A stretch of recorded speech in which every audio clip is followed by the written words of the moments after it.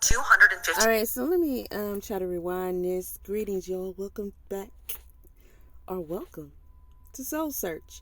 Now, I'm gonna do a little talking because if you start out your video with something gruesome, you know YouTube is gonna have a problem with that. So just imagine that you have a family member you have not seen, you have not contacted in a while, and you don't know where they are. And you search, and you come up with nothing. And it could be years, that you're trying to find this person. It could be, days, it could be months, or what have you. I mean, you're getting no leads. Let's say nobody's interested in really caring. Nobody's helping you. Or let's just say the police are seeming like they're taking you seriously. You're getting there. You got reports out there. People are responding. People are helping you put up flyers. People maybe even helping you search. We know that there are all types of situations when it comes to missing people and how things play out. But sometimes, because we know a lot of people go missing out here, right? So it's just all kind of scenarios of things that could have happened to these loved ones. The ones that are never found.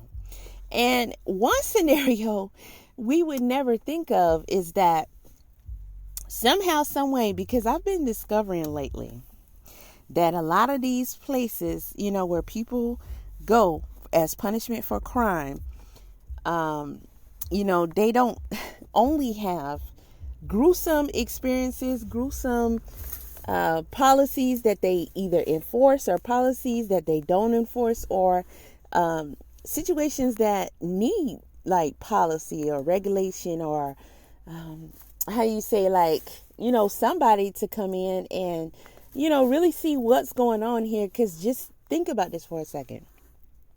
Once you go jail or prison, I mean, that's pretty much it for you. We out here living our lives don't have anything that we can do or say as far as what's going on there.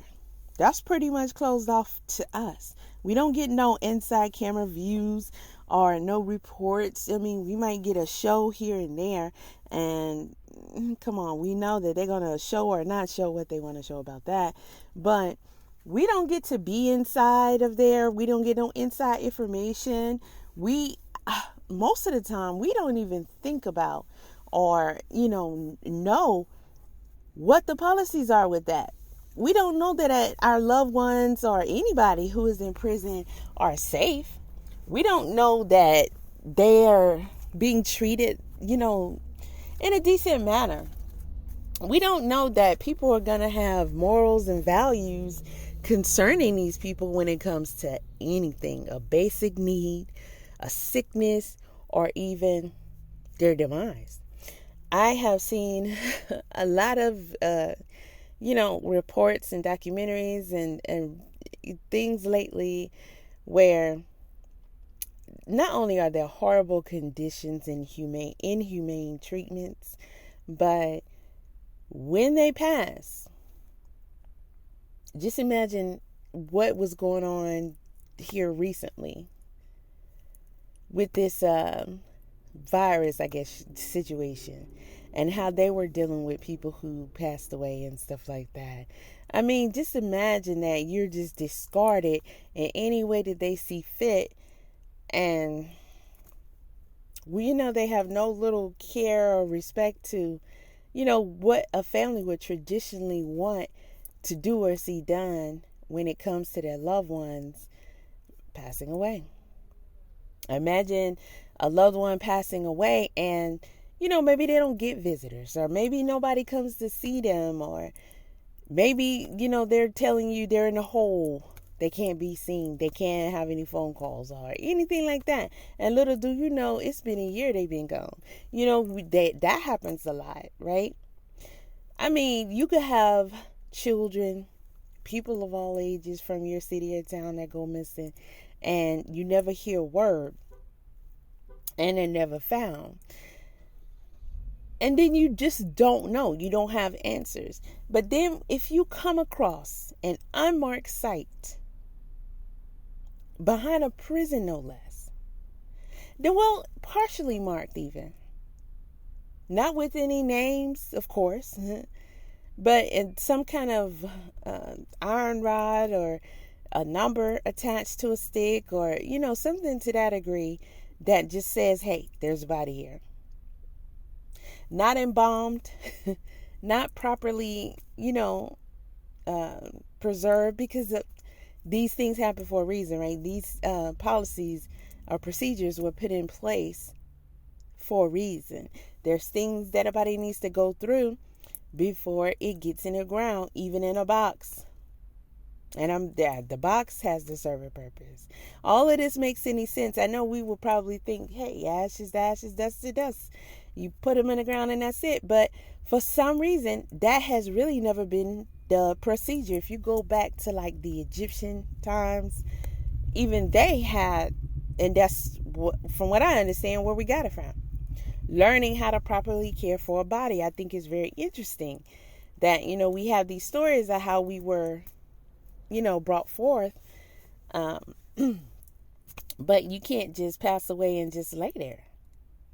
It seems that it happens in the wild with animals, but human bodies, I guess, are way more toxic. I mean, I don't know. It's just human bodies are something. So if you take a body, you don't properly drain it and whatever else you're supposed to do with it, and put it in a box, and you just say, throw it in a bag and put it in some dirt. And mind you, the depth of it, like the whole 6 feet thing, that's got to be for a reason, right? Because something is decomposing, and it's going to be pretty powerful. You can take a walk and, especially if you're in the country and you're like, oh, something is dead up there. You can smell it probably half a mile away. Imagine bodies. Barely buried in a bag, not even embalmed. No names, no nothing, and it's right behind a prison, Mississippi. Here it is. Bodies were just found buried in a field behind a jail. I honestly don't know how this isn't national news by now. 215 bodies were just found buried in unmarked graves behind the Hinds County Jail, or more specifically, the Hinds County Penal Farm in Jackson, Mississippi. Some of the grave sites were completely unmarked. A penal farm? I have to look that up. But it's interesting, the location. While others were only identified by a number on a metal rod. The family members of these victims were never notified that their loved ones were buried, and the majority of them still just thought that they were missing. And the state in which this mass graveyard was found is absolutely horrendous. The bodies were placed in body bags. Imagine your son goes missing, and you come up with nothing, and they're an adult, and they end up in some town for some reason in somebody's prison, and then the next thing you know, they're buried out there. Now let's say this is not reported, right? Because by the time you put someone in prison, you done got DNA, fingerprints, whatever it is you may need to identify this person, whether you contact their family or not. And I don't think that that's something that they normally do. Like, hey, your family member is in our prison. I don't think it works like that. I think it's up to you to call somebody and say, this is where I am. So just imagine they don't allow this person to contact anyone. And they have them there for some reason, like to get a check, to work, to be used by a prison. I mean, the possibilities for that could be endless. What was the name of that movie with John Candy? Digital Underground. I could see his face. Old comedian. But it had a lot of different Demi Moore, and they made a wrong turn or something like that, and they got stuck. And then they went to this place, this city, with all these funny looking people, and they were about to be stuck there and in their prison and all that. I mean, it's not like that can't happen. Look at this. You can't tell me the two aren't connected right behind the prison? and never embalmed before being buried in a shallow grave. And the stench was reportedly so bad that it attracted birds and other animals to try and scavenge for the remains. This discovery has made many question why authorities never investigated these deaths, and why they also chose to never contact the victims' family members before burial. What's even more disgusting is the fact that now that this has gone public, authorities want the victims' family members to pay a fee to collect their loved ones' bodies. This discovery all started because of a mom who was searching for her missing son, Dexter Wade. This is Betterston Wade, and she last saw her son Dexter on March 5th, 2023, around 7:30 p.m. when he left her home. After not being able to contact him, Betterston officially reported Dexter missing to police on March 14th, although at first she was hesitant to do so because she didn't trust the Jackson Police Department. Just 4 years prior, Betterston's 62-year-old brother died after a Jackson police officer slammed him into the ground. That officer was convicted of manslaughter, but he's currently trying to appeal. Because of this, she was scared to report Dexter missing to that same police department, but she ultimately thought that's what was best to try and find him. The case, unfortunately, was not taken seriously from the very start, as the initial investigator assigned to the case misspelled Dexter's name as Dester. But Betterston gave the police department photos of him and remained in constant contact for updates. She reached out to the police department multiple times over the span of months, but every single time they told her that they had no updates for her, which was not true at all. In fact, they knew where Dexter was from the very beginning. Just 30 minutes after leaving his mom's home the night he went missing, Dexter was hit and killed by an off-duty Jackson police officer in a police SUV. At the time of the incident, the officer was not cited for any traffic violations, he wasn't given a field sobriety test, and Dexter's death was ruled accidental. Now, Jackson police say they were unable to identify him at his time of death, but according to the autopsy, the medical examiner, and from Dexter's body eventually being exhumed, it was found that his driver's license... Okay, because I'm trying to get down to... Okay, so. What they said earlier about whatever occurred, I don't know. But, so the officer hit him, and he, lost his life. They conveniently didn't charge the officer, right? But they also, I guess conveniently, said they couldn't identify his body. So I'm going to assume he ended up in this grave. And then she said something about they want the family members to pay. Now, I'm sure normally that probably would be their standard request. But this isn't a normal situation. How would their family members end up there?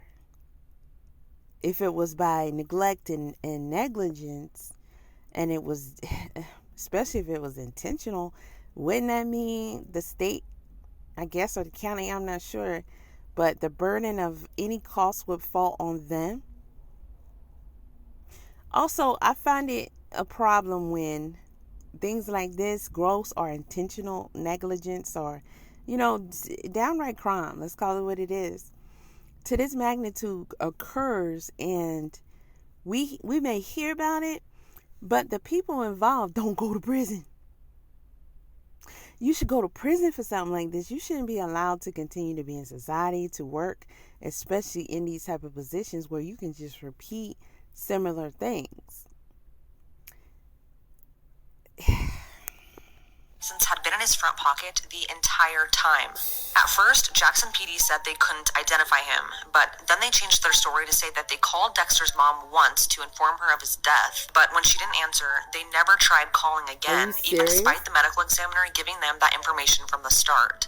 Even though Dexter was hit by a Jackson police officer and was reported missing with that same department, whenever Betterston called for updates, they always told her that they were unable to find him. In reality, they had sent him off to that mass gravesite to be buried in an unmarked grave. That same gravesite where 215 bodies were now just discovered. It wasn't until nearly 8 months later that Jackson PD told Betterston where she could find her son. They took her down that long dirt road, deep into the woods, past an empty horse stable and scrapyard, behind the Hines County Penal Farm. Okay, so at this point, we're clear. It's them putting the bodies there. I mean, it would make sense that that's what it is, but how can this be?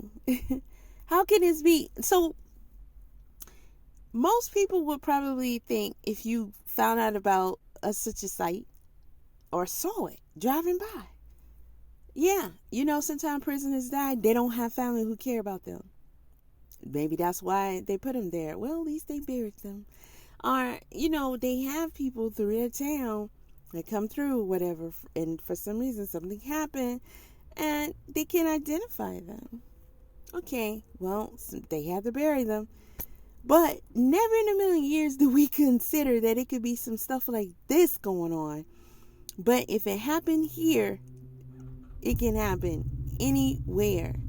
I guarantee you this is not the only place that's doing stuff like this. So when we listen to all these things that occur, he had the ID. So they could ID this guy from the beginning. I'm sure it was, we don't want, just in case this mother is the type that will say, no, I want to know for sure what happened. Because it could just be a matter of convenience that you guys are saying that it was the fault of my child. There was another case where there was a chase, and they tried to say that the guy passed away. And this is, I think, with Flint. The residents of Flint had a guy. And, they were saying, well, see, he got in an accident with another white guy or something to that effect. But come to find out, what truly happened, and a witness also came forth, is that the police actually was chasing him and caused the accident. I'm not fond of police chases. But, the police didn't want to admit that that's what they were doing. It be all kind of stuff going on, y'all. The field, they passed rows of metal rods, each marked with a number, in which we now know were actually graves. They eventually stopped at grave number 672, where Dexter had been laying for months unclaimed due to the negligence of Jackson PD. Betterson then had to pay them $250 to claim his body and have him... Okay, I see Crump. Right here. I'm going to try to enlarge it. Okay, so she got somebody involved. I mean, we may have our feelings and thoughts about these lawyers, but at least somebody's advocating for her. You tend to get way more done. And when you're dealing with your loved one, I know a lot of people like to make judgments, prejudgments at that. And what seems to me to be a lot of racial judgments, never knew the person. And I must say this, even if it was a prisoner, even if it was somebody who you feel like may have led a certain life, you don't know everything that you could possibly know. To sit up here and take the stance that they don't deserve what you will want for yourself or your loved one, that the family doesn't deserve it. It's crazy how people make these judgments quickly and with very limited information, if really any at all. And I don't care if somebody did say, oh, this person was a car thief, they were just a bad person. We know good and well that people won't hesitate to say things like that just because it will benefit them if people disregarded you because, all that. So it's just wild. And with these attorneys, man, listen, slime, grime, whatever, we can look at it. All attorneys aren't they pretty much labeled the same? However, if this dude is gonna get some justice for the family, whatever, if the family needs the body, they need to bury them to make them feel better. We know that a lot of groups of people, this is almost like a religion. It's a belief, it's a culture that certain things need to be done with bodies. You gotta respect either way that go, even if you feel like it's just for them to be able to say, this is the least I could have done for my loved one, is give them a proper burial. People deserve that in life, to be able to have that peace inside of them. And if they would have got nothing, not a penny, not a respect, not an option to bury their loved one, or whatever these families are getting out of these type of attorneys coming in, nobody else is running to the plate to advocate for them and get them any results. So This guy may be getting money from it, but who's not going to get paid for their job? This guy may be whatever, but the families are getting something when there was a time for a long time for our people that you got nothing. Nothing. Not even people caring. So... properly buried. Because of this discovery, 2 other men who were buried and forgotten in this graveyard have been identified. One is Jonathan David Hankins, who was reported missing in June of 2022. His family only learned of his death from news outlets on December 4th, not through law enforcement. Jonathan was burned and buried on this field. Another victim is Mario Moore. He was also burned and buried in an unmarked grave in this same field after he was found beaten to death and wrapped in tarp back in February. His family didn't learn about his burial until 8 months after he was killed. Families of the victims are now calling for a federal investigation to uncover the truth about what is really happening in Jackson, Mississippi. Wow. Listen, man. That's crazy. That's crazy. What's going on in Jackson, Mississippi right now? That's crazy. That's insane.